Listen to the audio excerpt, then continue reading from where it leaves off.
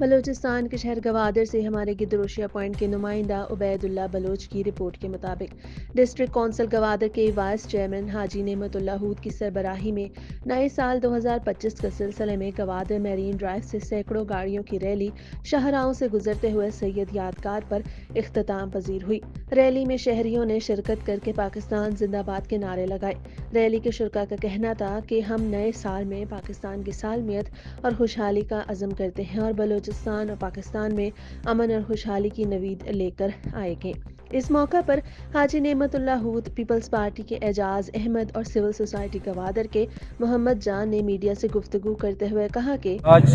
جو ہم نے ریلی نکالی ہے، یہ ریلی ہم نے 2025 کے موقع پر نئے سال کے اس میں ہم نے نکالے ہیں۔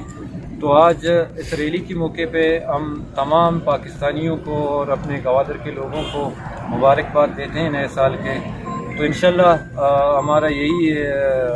وہ ہے کہ ہم جو ہے نئے سال کو لے کے اپنا نیا مستقبل بنا کے اپنے لوگوں کے ساتھ مزید اچھائیاں کر کے علاقے کے لیے اور ملک کے لیے انشاءاللہ اس نئے سال کے لیے ہم مزید بہتری کی کوشش کریں۔ اس ریلی کا مقصد یہ ہے کہ ہم آنے والے آج کا جو پہلا دن ہے اس کو ویلکم کرتے ہیں اس نیت پہ کہ یہ سال گوادر کی معاشی،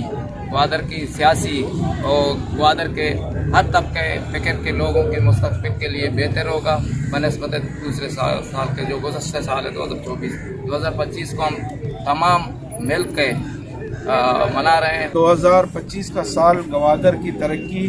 یہاں کی جو سیاحت کو بڑھانے میں اور یہاں کے کاروباری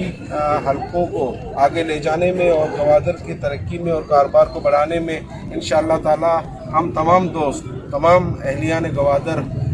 ایک ساتھ ہوں گے، کسی بھی تفریق کے بغیر انشاءاللہ تعالی ہم اپنا مثبت کردار ادا کریں گے۔